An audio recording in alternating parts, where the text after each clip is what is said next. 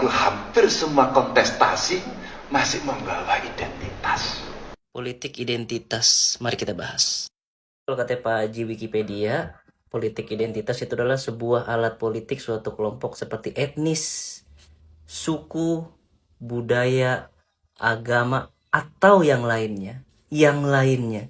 Ini kalau misalkan gue pengen minta tambahin ya, yang lainnya ini yaitu adalah partai. Jadi maksud dari politik identitas itu ya kayak orang bermain di politik, tapi dia bawa-bawa identitas. Mungkin bawa-bawa suku, etnik, budaya, agama. Nah ini nih yang dari kemarin digaung-gaungkan oleh pihak sana. Jadi asal mulanya adanya politik identitas itu ya kemarin pas Pilkada 2017 dikarenakan ketika itu Pak Ahok versus Pak Anies Baswedan. Ya kita tahu bahwa saya Pak Ahy ketika itu kalah dan mengasih suaranya ke Pak Anies Baswedan. Ketika itu Pak Anies Baswedan itu disuarakan oleh para ulama, oleh umat muslim. Kenapa?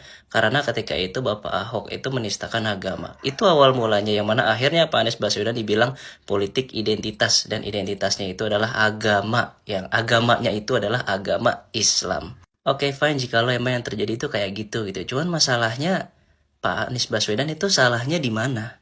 Karena yang ngerangkul itu bukan Pak Anies Baswedan. Pak Anies Baswedan tidak ngerangkul orang-orang yang beragama Islam, melainkan kebalikannya.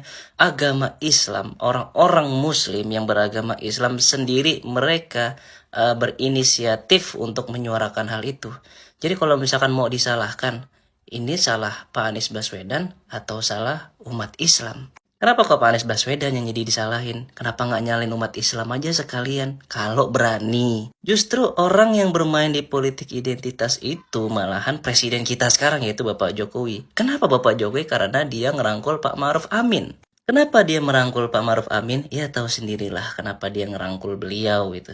Dan satu lagi politik identitas itu adalah identitas partai. Anda ini bermain secara identitas partai sebenarnya. Kalau mau non partai itu kayak Anies Baswedan karena dia tidak berpartai, dan kita pun juga mengusung Pak Anies Baswedan bukan karena dia partai ini partai itu, enggak, justru karena dia non partai. Dan mayoritas orang-orang yang ngejelekin Pak Anies Baswedan itu ya justru malah kaum kalian itu PDI, PSI dan ya lain-lain lah pokoknya yang oposisi sama Pak Anies Baswedan. Jadi di situ ada namanya politik identitas partai. Jadi orang-orang tuh pada ngusungin jagoannya masing-masing itu karena emang dia tuh partainya itu gitu loh. Makanya dia ngusungin itu. Kecuali Nasdem.